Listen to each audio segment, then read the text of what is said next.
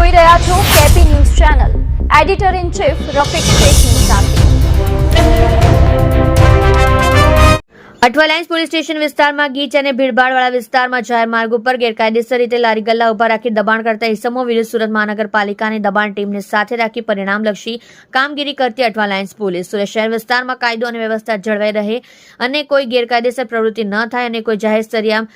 માર્ગ પર ગેરકાયદેસર દબાણ ન કરે અને આવું દબાણ કરનારા વિરુદ્ધ યોગ્ય કાયદેસરની કાર્યવાહી કરવા તેમજ સુલેહ શાંતિ જળવાઈ રહે તે હેતુ પૂરતા પ્રયત્નો કરી ગુનાહિત પ્રવૃત્તિ ડામવા સૂચના અને માર્ગદર્શન આપેલ હોય. જાહેર સરિયા માર્ગ પર થતા ગેરકાયદેસર દબાણોને લીધે વાહન વ્યવહાર સુચારુ રૂપથી ચાલતો નથી અને ટ્રાફિકની સમસ્યાઓ સર્જાતી હોવાના કારણે તેમજ આવા દબાણોને લીધે ઇમરજન્સી વાહનો સમયસર જરૂરિયાતની જગ્યાએ પહોંચી શકતા નથી, જે અંતે જાહેર સુલેહ શાંતિના ભંગના બનાવ સુધી પણ પહોંચી શકે છે અને તે મુજબ નાનપુરા સાગર હોટલની ગલીમાં જમરૂક ગલી તથા નાનપુરા મટન માર્કેટની ગલીમાં છેલ્લા ઘણા સમયથી જાહેર માર્ગ ઉપર ગેરકાયદેસર રીતે લારી ગલ્લા ઉભા રાખી દબાણ કરતા હોય, જે લારી ગલ્લા હટાવવા અંગેની અને જાહેર માર્ગ ખુલ્લો કરવાની સુરત મહાનગરપાલિકા દ્વારા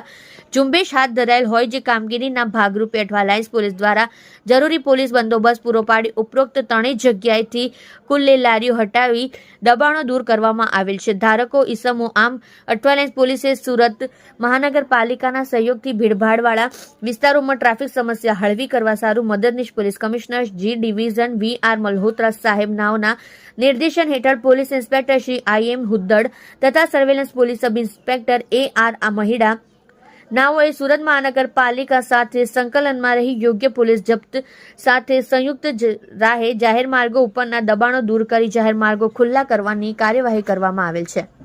તમે જોઈ રહ્યા છો કેપી ન્યૂઝ ચેનલ રફીક શેખની સાથે.